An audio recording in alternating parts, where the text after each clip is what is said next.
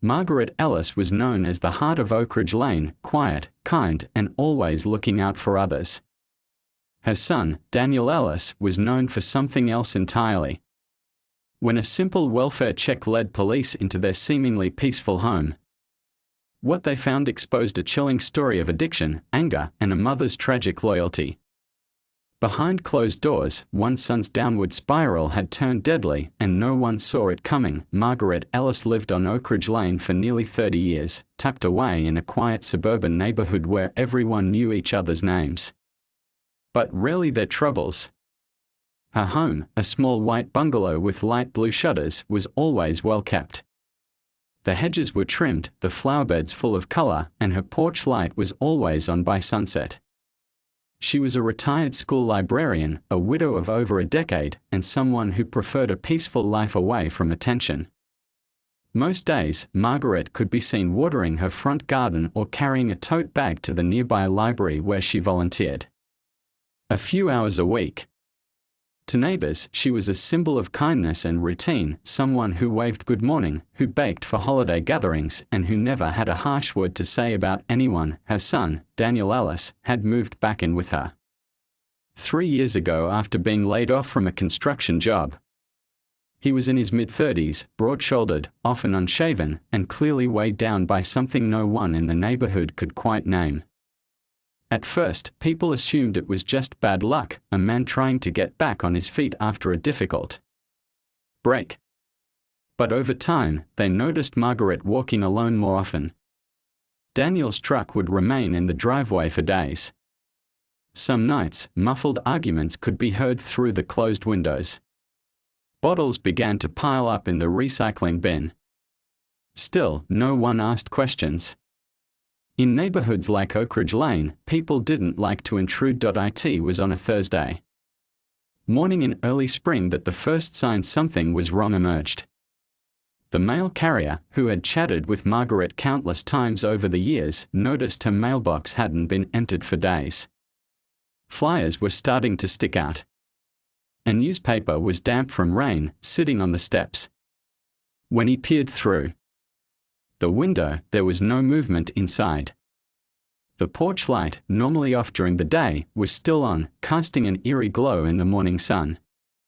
At first, he thought she may have gone out of town, but her car was still parked neatly in the driveway.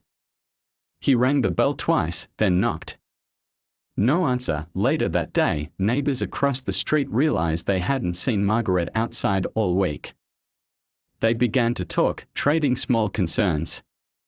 She hadn't been at the library, hadn't attended Sunday service, hadn't taken her usual evening walk. Someone remembered hearing a loud noise 2 nights ago, something like furniture tipping over. Another recalled shouting. After some hesitation, a neighbor called the local non-emergency police line and requested a welfare check, insisting it was probably nothing, just a check-in for an elderly woman who may have fallen ill. But when officers arrived and no one answered the door, they circled the house. Through a side window, they spotted something that changed everything: a still figure on the kitchen floor, barely visible past a messy living room filled with empty liquor bottles. The door was forced open. What waited inside was far worse than anyone imagined. The moment officers stepped inside the house, a heavy staleness clung to the air. It wasn't just the smell of alcohol, it was something else, something rotten beneath the surface. The living room was in complete disarray. Couch cushions were scattered on the floor, a lamp lay on its side, and broken glass crunched beneath their boots. There were empty vodka bottles on every surface, counters, side tables, even one rolled beneath the couch like it had been kicked there in anger.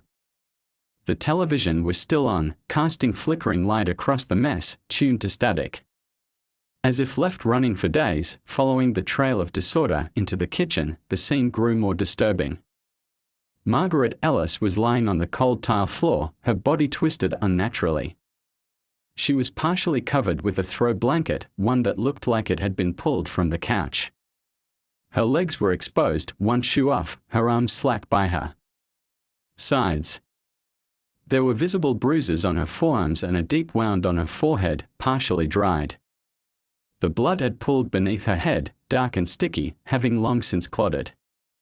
Her face was pale, her eyes closed, her expression frozen in an uncanny calm.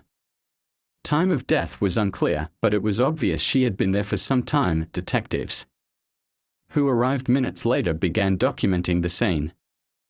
They noted the disarray, the knocked-over furniture, the spilled drink on the table, the shattered glass near the entryway. It all hinted at a struggle. Margaret hadn't just collapsed. She had either been pushed or struck. The way her body was found made it clear she hadn't been moved far, just hastily covered and left where she fell. As officers continued their search through the house, they found Daniel in the back bedroom. The door was slightly ajar, and the room was dim, the curtains drawn tightly shut. He was lying on the bed in a tangle of blankets, motionless but breathing. The sour smell of sweat, alcohol, and stale air hung thick in the room. A half-empty bottle of whiskey was still in his hand, and several more were lined up on the dresser like empty trophies. On the nightstand sat an ashtray overflowing with cigarette butts and a photo frame turned face down. When they tried to wake him, he groaned but barely opened his eyes. He was incoherent, mumbling something that made no sense, possibly about a dream or a movie. His speech was slurred beyond understanding. It was clear he was either extremely intoxicated or in withdrawal from days of heavy drinking. Paramedics were called in to evaluate his condition before he was taken into custody for questioning. Neighbors who had gathered outside the police tape watched in silence. Whispers passed between them, speculation, disbelief, quiet dread. No one had expected this. Margaret had always been a gentle soul, and though Daniel was troubled, few imagined he could be capable of anything truly violent. But the evidence was mounting, and something terrible had unfolded in that house. The medical examiner's report arrived within 48 hours, and it confirmed what investigators already suspected: Margaret Ellis had not died of natural causes. The official cause of death was blunt force trauma to the head, with secondary injuries consistent with defensive wounds. Her wrists showed signs of bruising, and her fingers were scraped, likely from trying to shield herself during an attack. The coroner estimated she had died approximately 2 days before the welfare check. That meant Daniel had been living in the house with her lifeless body for nearly 48 hours. Detectives returned to the house with a warrant, this time searching with sharper eyes and greater urgency. They collected items from the kitchen: a ceramic lamp base with traces of blood, a broken picture frame, and a stained dish towel that looked as though someone had tried to clean up the mess and failed. A clock had been knocked from the wall, its glass face shattered on the floor beneath the counter. They also retrieved security footage from a neighbor's front porch camera, which partially faced the Ellis home. On the night of the suspected murder, the camera had recorded muffled shouting at around 11:45 p.m., followed by a sudden crash, then silence. Daniel was interviewed again after regaining lucidity at the hospital. His memory was fragmented. He insisted he didn't remember what had happened. One moment, he claimed Margaret was fine when he went to bed. In another, he said he thought she might have fallen. His story shifted with each retelling. When asked if he remembered hearing or seeing anything unusual, he stared blankly and said he hadn't been feeling well. When pressed about the bruises and blood, he broke down into sobs but offered no real answers. What made matters worse was the toxicology report. Daniel's blood alcohol content at the time of his arrest was dangerously high, well over the legal limit, enough to indicate days of heavy, uninterrupted drinking.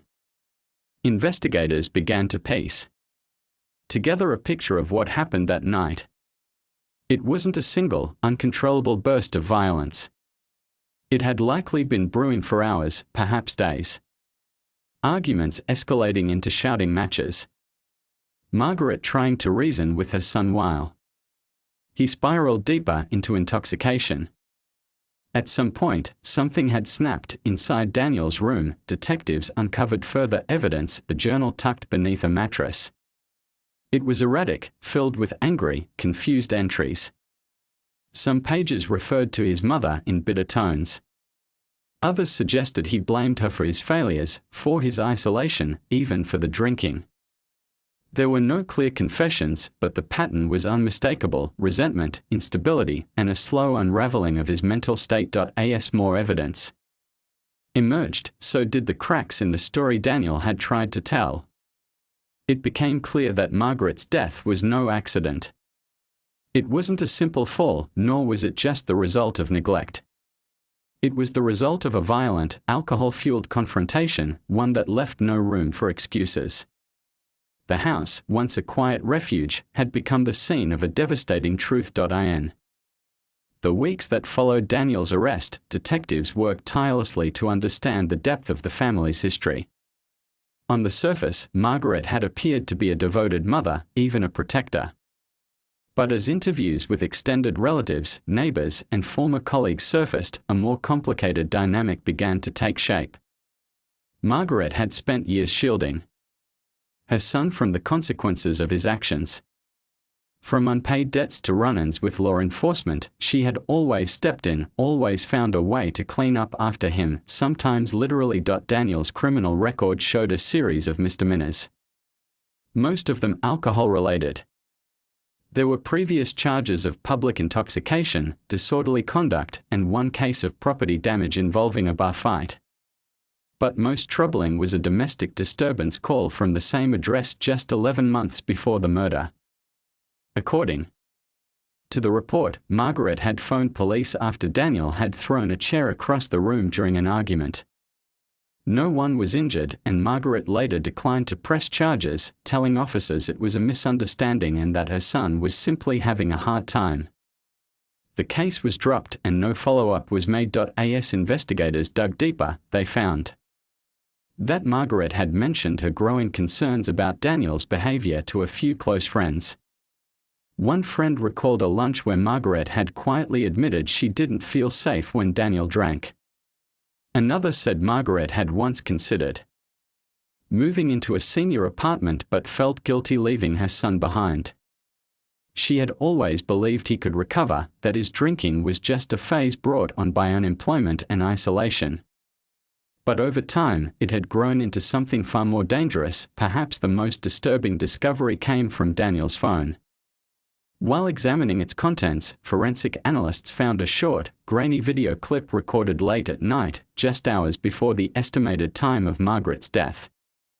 The video showed Daniel pacing the living room, clearly intoxicated, ranting to himself about his failures, his resentment, and how no one respected him anymore. At one point, Margaret could be heard in the background, her voice soft, asking him to calm down. He shouted over her, slurring insults. The video ended with a loud crashing sound, followed by silence. Though the video did not show the actual assault, it painted a damning picture of the emotional atmosphere in the home that night. Combined with the autopsy, crime scene evidence, and Daniel's erratic behavior, the footage further solidified the prosecution's theory: this was not a tragic accident. It was a slow-burning storm of anger, alcohol, and misplaced blame, culminating in violence that could have been prevented had warning signs been heeded. For the neighbors on Oak Ridge Lane, it was unsettling to learn just how much had been happening behind closed doors. The house had always seemed so quiet, Margaret so gentle. But now, it stood as a chilling reminder that danger doesn't always announce itself loudly. Sometimes it grows in silence, just waiting for the night it erupts. Daniel Ellis stood trial 6 months after his arrest. The courtroom was filled with quiet tension as friends, neighbors, and a few distant family members watched the proceedings unfold. Margaret's absence was deeply felt. A framed photo of her, smiling beside her garden, was placed on a small table near the prosecution. It was the only voice she had left in the room. The prosecution painted a stark picture of a man consumed by addiction and resentment, who had relied on his mother for years and ultimately turned on her in a drunken rage. They presented the autopsy report, the crime scene photographs, the video from Daniel's phone, and excerpts from his journal. All of it pointed to a man spiraling out of control, with his mother caught in the path of his self-destruction. Daniel's defense team argued that he was mentally unstable and lacked the intent to kill. They claimed he was deeply remorseful, and that his actions were the result of impaired judgment from years of untreated depression and alcohol abuse. They described him as a man who had lost his way, abandoned by society and overwhelmed by personal failure. But the evidence was difficult to ignore. The injuries Margaret sustained could not be explained away by a drunken fall. The blood patterns showed repeated impact. The broken furniture and signs of a struggle told a story that no amount of regret could undo. Witness after witness took the stand. A neighbor described the night of the argument, the sudden crash, and the following silence. A forensic expert detailed how the lamp base, found with traces of Margaret's blood, matched the shape of her head wound. Another expert discussed the timeline, confirming Margaret had died hours before Daniel ever claimed to notice anything was wrong. The prosecution emphasized that he never called for help, not when she was injured, not after she died, and not even the next morning. Instead, he continued drinking, passed out in the same house where her body lay cold on the kitchen floor. After several days of testimony and deliberation, the jury returned a verdict, guilty of second-degree murder. The judge sentenced Daniel Ellis to 25 years in prison without the possibility of parole. He showed little emotion as the sentence was read, his gaze fixed on the floor. There was no apology, no final statement, just silence, for those who knew. Margaret, the verdict brought some closure but little peace. Many couldn't shake the feeling that this tragedy had been avoidable. The signs were there, whispers of concern, past disturbances, a woman too kind to give up on her son, even as he slipped further into darkness. The house on Oak Ridge Lane was sold months later. New owners moved in, repainting the walls, planting new flowers out front. Unawa